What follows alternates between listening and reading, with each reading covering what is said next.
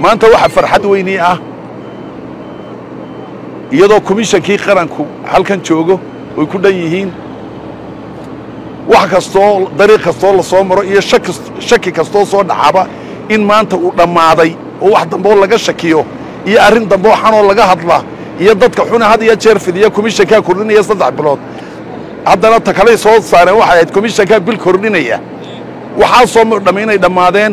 dhabarkayaga waxa yaalood hore u duubteen pilot paperski lagu codeynayay oo dhan komishan qaranku waxay saareen awoodda inay nidaamkii iyo waqtigii loogu talagalay u dajiyaan doorashada inaan mar raba dhaafin aad iyo aad baan ugu hambaliyeen oo aan ku faraxsanahay anu waxaan ku hadlayaa afkii ururada siyaasadda iyo axsaabta qaranka anay odaynamahan ii doorteen inaan maanta u hadlo aad iyo aad waxaan ugu mahadnaqayaa komishan qaranka halkan jooga hawshoodii siday u soo guteen Soomaaliland waxaan leeyahay ka seexda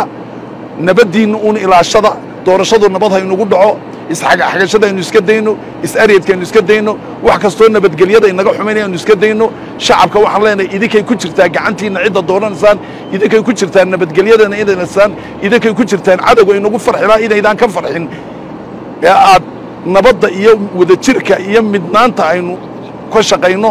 maanta farxadda weyn ay tahay waxa weeyaan idinka arkaya pilot paperski dhabarkayaga yaalaan komishanku hawshoodii way gubteen aad iyo aad baan ugu mahadnaqaynaa waanaanu ku kalsoonahay komishanka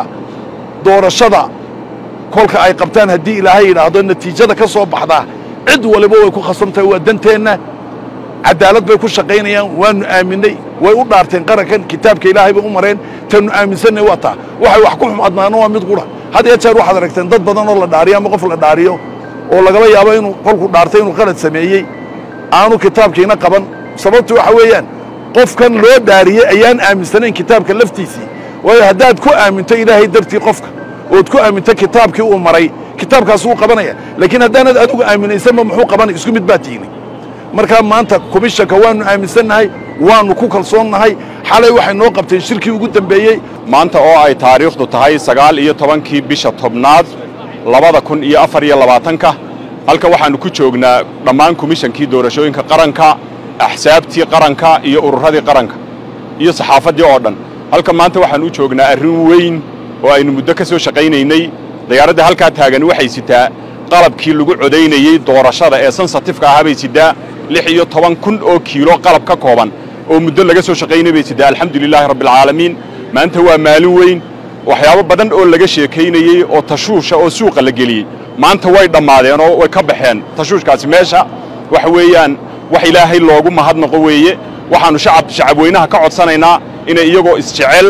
oo mid ah ay codeeyaan qofba halku doonu danta moodo uu u codeeyo annagoo komishankii axsaabtii oo ka midaysan hawlaha ayaanu halkan taaganahay inta yara inoo hadhayna insha Allah taala waxay inoogu dhamaan doontaa si sharaf iyo milgale idinkuna qof waliba haddii shacabka yahay iyo haddii annaga yahay ciidanka yahayba ha laga wada qayb qaato inta yara aynu isdhaafino insha Allah taala guul weyn ayaynu rajaynaynaa maanta waa la wada faraxsan yahay waa taa alaabti waxba kama hadhina in sanduuqii lagu rido ayuun baa hadhay qof waliba isagoo nabadgelyada iyo qarannimadeena ka fikiraya ha ku rido oo ha ilaaliyo nabadgelyada qof waliba dhinaciisa uga soo jeesto aad iyo aad bad u mahadsantiin maanta taariikhdu tahay 19 bishii tobnaad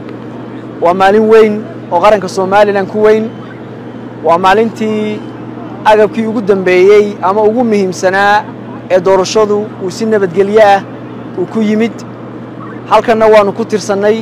iyadoo ay goobjoog ka yihiin xisbiyadii qaranka iyo ururadii asxaabta farxad weyn bay noo tahay in badan baanu ka soo shaqaynaynaa hawshan cadowgeena Soomaaliland maanta dhabar jab weyn bay ku tahay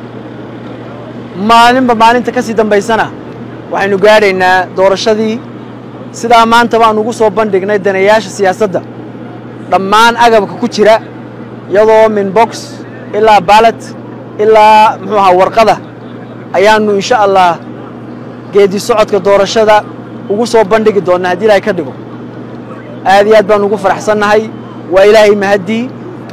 waxaanu leenahay bulshada reer Soomaaliland soo diyaariya kaarkii aad ku codeyn lahaydeen annaga komishan ahaan qorshaha iyagu waa diyaar doorashadana waynu galaynaa waxa kale oo aan idin sheegaynaa maanta waxa bilaabmay si rasmi ah u bilaabmay campaignkii xisbiyada iyo ururada dhammaan bulshada waxaanu leenahay taageerayaasha kala duwan xisbigay doonaan iyo ururka doonaan ha taageeraan si nabadgelyo ah ku muujiya shucuurtiinna si nabadgelyo ah hadhowna ku codeeya ta ugu dambaysa muxuu baytul qasiidka waxa weeye doorashada oo si nabadgelyo inoogu dhacda